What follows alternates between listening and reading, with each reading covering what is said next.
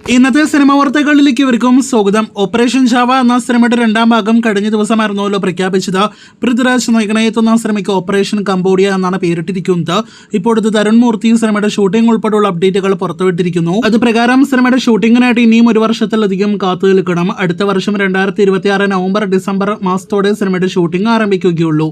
രശ്മിക മന്ദാന നായികവേഷത്തിലെത്തുന്ന the girlfriend എന്ന സിനിമയുടെ റിലീസ് തീയതി പ്രഖ്യാപിച്ചിരിക്കുന്നു. അടുത്ത മാസം നവംബർ 7 സിനിമ തിയേറ്ററുകളിലേക്ക് എത്തും. മോളിവുഡിൽ നിന്നുള്ള അടുത്തൊരു പ്രധാനപ്പെട്ട സിനിമയാണ് പെറ്റ് ഡിറ്റക്റ്റീവ്. ഷറഫുദ്ദീൻ നിർമ്മിച്ച് നായകനായി എത്തുന്ന സിനിമ അടുത്തയാഴ്ച ഒക്ടോബർ 16 തിയേറ്ററുകളിലേക്ക് എത്തും. 2 നിവിൻ പോളി സിനിമകളുടെ റിപ്പോർട്ടുകൾ വന്നിരിക്കുന്നു. അങ്ങനെ ജേക്കബിന്റെ സ്വർഗരാജ്യം എന്ന സിനിമയിലെ മുഴുനീള വേഷം വർഷങ്ങൾക്ക് ശേഷം കാമിയോ റോളിന് ശേഷം വിനീത് ശ്രീനിവാസൻ നിവിൻ പോളി കോംബോ ഒരു മുഴുനീള സിനിമയ്ക്കായിട്ട് ഒരുമിക്കുകയാണ്. ഇത്തവണ ഒരു കംപ്ലീറ്റ് എന്റർടൈനർ സിനിമയ്ക്കായിട്ടാണ് ഈ കോംബോ ഒരുമിക്കുന്നത്. വിനീതിന്റെ അടുത്ത സംവിധാന സംരംഭം ഈ ചിത്രം തന്നെ ആയിരിക്കും. അതേസമയം നിവിൻ ഒരു നവാഗത സംവിധായകന് ഡേറ്റ് കൊടുത്തിരിക്കുകയാണ്. ഒഫീഷ്യൽ പ്രഖ്യാപനം ഉടനെ ഉണ്ടാകും. കഴിഞ്ഞ വർഷത്തെ വലിയ വിജയം നേടിയെടുത്ത വാഴ എന്ന സിനിമയുടെ രണ്ടാം ഭാഗം വാഴ 2 എന്ന സിനിമയുടെ കേരളത്തിലെല്ലാം തന്നെ പ്രധാനപ്പെട്ട ഷൂട്ടെല്ലാം തന്നെ പൂർത്തിയായിരിക്കുന്നു.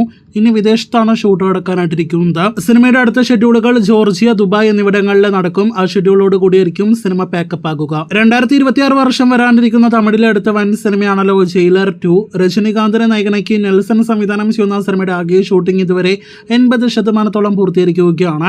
ഇനി സിനിമയുടെ അവസാനഘട്ട ഷൂട്ടിലേക്ക് കടക്കാനായിട്ടൊരുങ്ങുകയാണ് അണിയറ പ്രവർത്തകർ. ഈ വർഷം ഡിസംബർ മാസത്തോടെ സിനിമയുടെ ഷൂട്ട് പൂർത്തീകരിക്കുമെന്നും ഗോവയിലായിരിക്കും സിനിമയുടെ അവസാന ഷെഡ്യൂൾ എന്നൊരു റിപ്പോർട്ട് വരുന്നുണ്ട്. അടുത്ത വർഷം ജൂണിൽ ജയിലർ 2 തിയേറ്ററുകളിലേക്ക് എത്തും. അവസാനത്തേത് നമ്മുടെ ലാലേട്ടനെ നായകനാക്കി ദിലീഷ് പോത്തൻ സംവിധാനം ചെയ്യുന്ന സിനിമയെക്കുറിച്ചുള്ള റിപ്പോർട്ടാണ്. ദിലീഷ് പോത്തൻ ലാലേട്ടൻ കോംബോ അങ്ങനെ കാത്തിരിപ്പിനൊടുവിൽ ഒരുമിക്കുകയാണല്ലോ.